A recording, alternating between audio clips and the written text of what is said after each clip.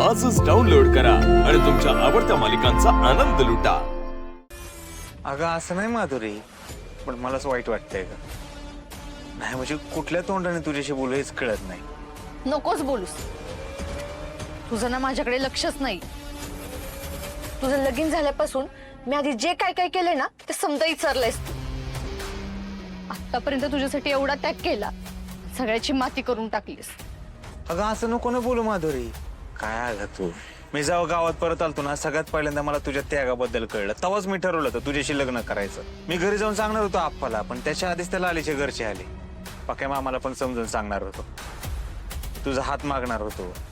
आप्पानं घोळ घालून ठेवला आणि निस्तराव मला लागतंय बघ। जाऊ दे, जे काय आपल्या नशिबाचे भोग आहे ती भोगायची, त्याला आपण काहीच करू शकत नाही। पण हा, मला तुझ्या प्रेमाची कदरच नाही असं नाही बरं का। खरंच गोपाळ, मला समजते रे तुझी अवस्था, पण हे सगळं नाही व्हायला पाहिजे होतं। होय काय, काय करणार आपण सांग बर। जसंही लग्न अचानक झालं तसं अचानक लाली बी घरात निघून जाईल बघ। खरंच? होय खरंच। माधुरी, माझं एक काम करशील का ग? बोल ना, मी तुझ्यासाठी वाटेल ते करेन। वाटेल ती करायची काही गरज नाही, दुकानावर लक्ष ठेवायचंय। ठीक आहे, थांबते।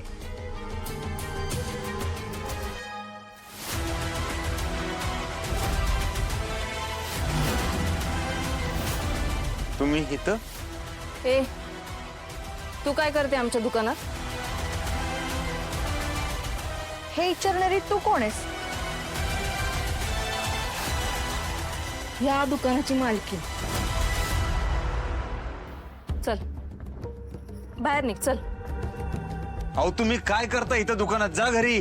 ती सांगते मी तुम्हाला नंतर, पण ही पोरगी मला आपल्या दुकानात नाही पाहिजे, आणि दुकानातच नाही तुमच्या आसपास पण दिसाय नाही पाहिजे। ही दिसणार। काय करणार आहेस तू? आमचं लगीन ठरलं होतं तुझ्या आधी, तू मध्ये आलीस, तू घुसलीस घरी। ठरलं होतं, झालं तर नाही ना? माझं लग्न झालंय ह्यांच्याशी, त्यामुळं माझ्या नवऱ्यापासून तू लांब राहायचं, यांच्या आसपास पण फिरकायचं नाही, नाहीतर हात पाय तोडून ठेवीन तुझं। लक्षात ठेव, माझ्या इतकी वाईट कुणीच नाहीये। काल रात्रीपासून हिच्या अंगात काय शिरलंय काय माहिती। नको लय माज दाखवूस लगीन झाल्याचं। नाही तुला गोपाळच्या घरातनं बाहेर काढलं ना तर बघ। मला बाहेर काढणार? मला बाहेर काढणार? बोल ना, मला घराबाहेर काढणार तू? चल सोड, सोड, सोड मला। अहो सोडा हात हो लालीजी। अरे गोपाळ, ही काय डाउनलोडिंग आहे? ए, काय चाललंय इथं? ए, हात सोड माझ्या पोरीचा। कळलं? कळलं का काय करू शकते मी ते? इथनं पुढं माझ्या नवऱ्यापासून लांब राहायचं।